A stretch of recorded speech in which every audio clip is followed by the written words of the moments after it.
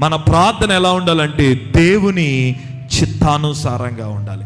ఆయన చిత్తము ఎరిగి మనం ప్రార్థన చేయాలి. ఆయన చిత్తం మనం ఎలా తెలుసుకోగలం? దేవుని చిత్తాన్ని మనం తెలుసుకోవాలంటే ఆయన వాక్యము మనలో ఉండాలి. దేవుని చిత్తాన్ని చేసేవాడు ఎప్పుడు నష్టపోడాడు. ఎవరిలో వాక్యం ఉండదో వాళ్ళకి దేవుని చిత్తం తెలియదు. అందుకే వాళ్ళకి ఏం పడతా చేసేస్తారు, ఏమనిపిస్తే అది చేస్తారు, ఏది రైట్ అనుకుంటే అది చేస్తారు.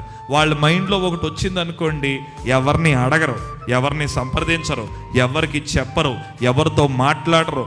వాళ్ళకి ఇక్కడ ఏమనిపిస్తే అది చేశారు. మన ప్రార్థన దేవుని చిత్తానుసారంగా ఉండాలి అంటే మొట్టమొదటిగా ఆయన వాక్యము మనలో ఉండాలి. ఆయన వాక్యము మనలో ఉందంటే ఆయన చిత్తం మనలో ఉన్నట్టే.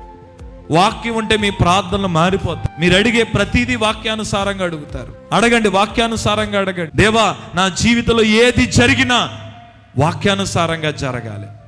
అది వివాహమే కావచ్చు, అదొక ఉద్యోగమే కావచ్చు, ఏది జరిగినా అది వాక్యానుసారంగా జరగాలి.